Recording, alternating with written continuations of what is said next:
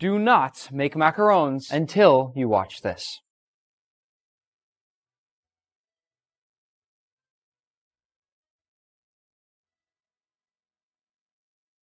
We're going to start off with a fun story. The first time I made macarons was on MasterChef just a few years ago, and it went something like this. I did the best I could, so I got that going for me, but otherwise I'm pretty upset. Not good. And as you can probably imagine, Gordon Ramsay wasn't too happy either. Visually, I think I'm as upset as you. You put them back in the oven.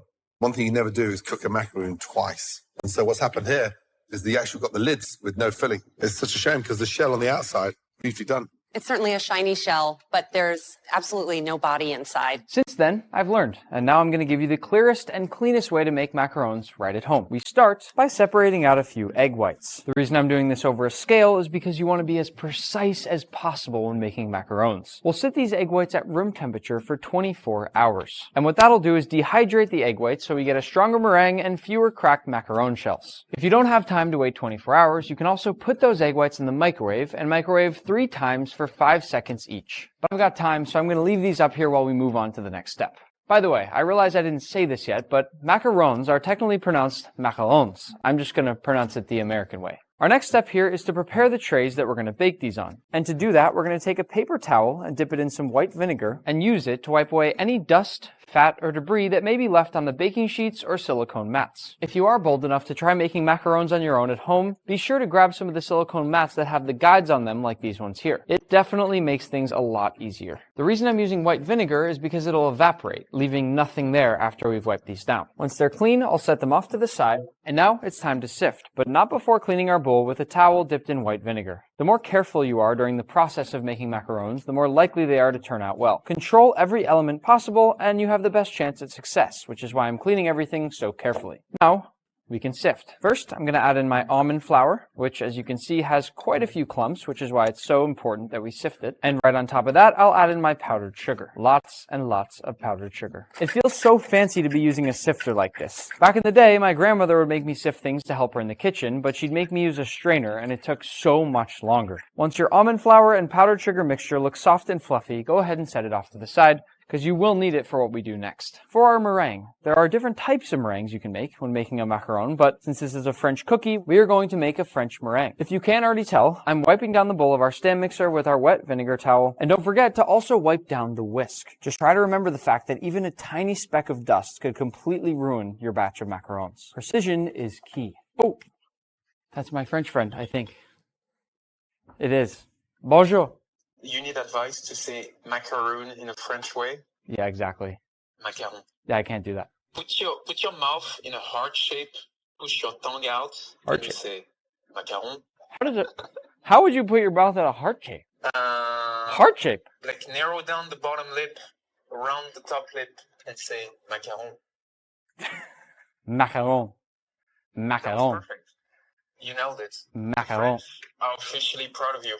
One more question while I think of it, Amoy, because you are probably the best pastry chef I know and one of the best pastry chefs in the world. Can you give people watching this video one piece of advice on how to make a good macaron? Rule number 1, do not listen to anything Nick says. Okay, yep.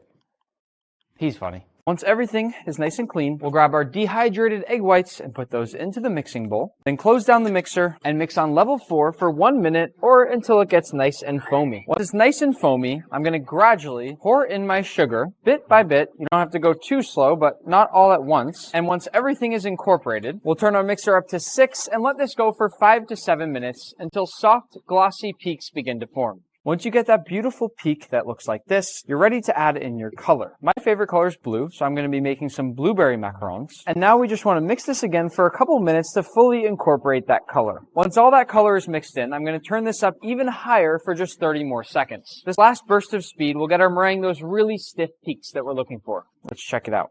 Oh yeah, that looks pretty stiff to me. Wow, it's so pretty. Look at the shade of blue there. It's like the sky. I love this color. Tap all the meringue off into your bowl. For now, I'm going to move this off to the side, and then I'm going to fill the sifter again, and once again, sift through that almond flour and powdered sugar so that we get it extra smooth and sifted. This second round of sifting is a lot like doing that wet towel vinegar wipe down that we keep doing. And speaking of our wet towel vinegar wipe down, we're going to do that once again with our rubber spatula. The basic rule of thumb is that if it comes in contact with your meringue, you should probably probably wipe it down. Now, it's time to fold the flour and the meringue together. A lot of people mistakenly think you're supposed to be very gentle during this step. The goal here is actually to knock most of the air out of the meringue. You just want to fold constantly, over and over and over and over, and by the end you'll probably have done somewhere between 60 to 70 folds for the batter to be proper. If you've been mixing, and when you hold your batter like this, it sort of just falls and plops down like that, it's still too thick. You need to keep mixing and keep folding. As you continue to mix, you're looking for a batter that slowly falls off the spatula in nice continuous ribbons and is slow to absorb into the rest of the mixture. And once you think you've gotten there, you finally have what's called your macarage. Carefully add your batter now to a piping bag. I always recommend using a method sort of like this so you can fill it up easily. And what's very important here is that you have the proper size piping tip. I'm using a Wilton number 12 round tip, but you can use any equivalent size. One at a time, I will now move my trays back in. And now watch carefully because piping your macarons can be a little bit difficult. When piping, we want to apply firm pressure with our top hand and simply guide with our bottom hand, doing a tiny little twirl at the very end to release. You also want to remember to pipe straight up and down and not sideways, or your macarons are going to bake sideways. This is a very satisfying part of making macarons, but don't let it fool you because it's also very important. Notice also how as the macarons sit, they're going to get nice and smooth like this, whereas the more recent ones I'm making are still taking some time to settle. As you pipe on the macarons, remember that they're going to spread out a tiny bit as they sit there. So if you have guides on your silicone mat, do not fill them all the way to the edges. With this tray full, I'm going to set it off to the side, grab the other one, and fill this next tray now, hopefully with a bit better technique than the last. Just like with practicing anything, the more you do this, the better you'll get. Piping the perfect macaron shells is not the easiest technique out there, but keep trying and have your goal be to get them as smooth and even as possible. Last one. Let's try to make it perfect. There we go. Well, that could have been better. That's okay. Now we get to make some noise. I'm going to lay down a kitchen towel and go like this.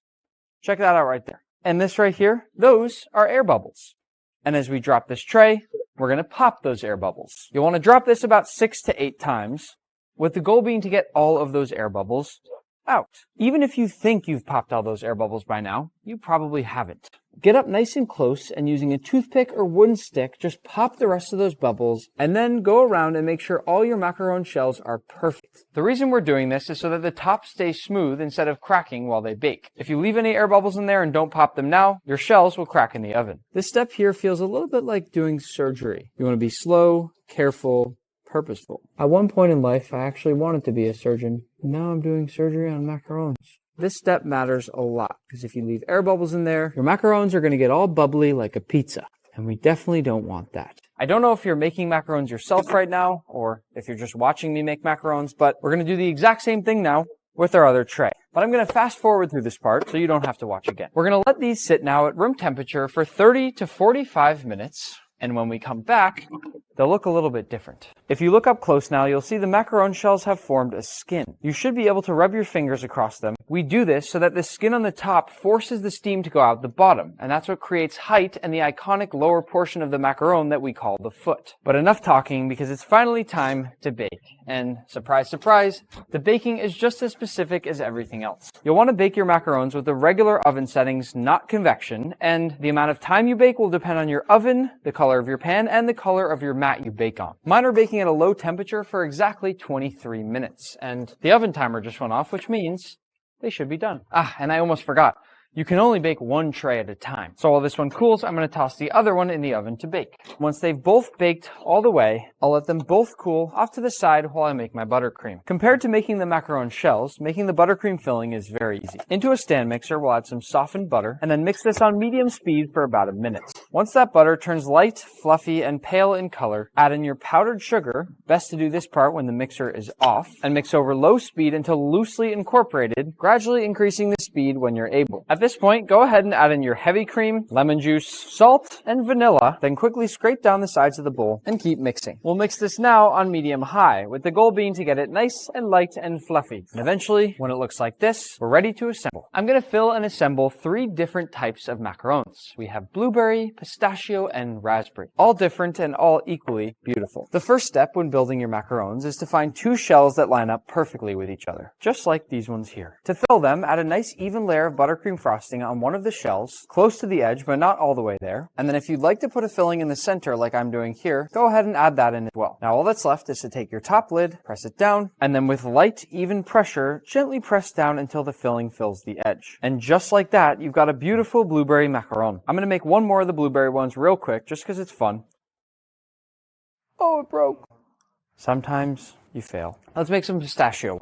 There are some pretty big differences based on the type of macaron you're making, including the filling. But more importantly, these pistachio macaron shells bake at a completely different time than the blueberry ones we just made. And that's because it has pistachio flour in there. And while you might not think that a seemingly small difference such as using pistachio flour will change things that much, it changes them a lot. Ooh, that one looks amazing. Look at that.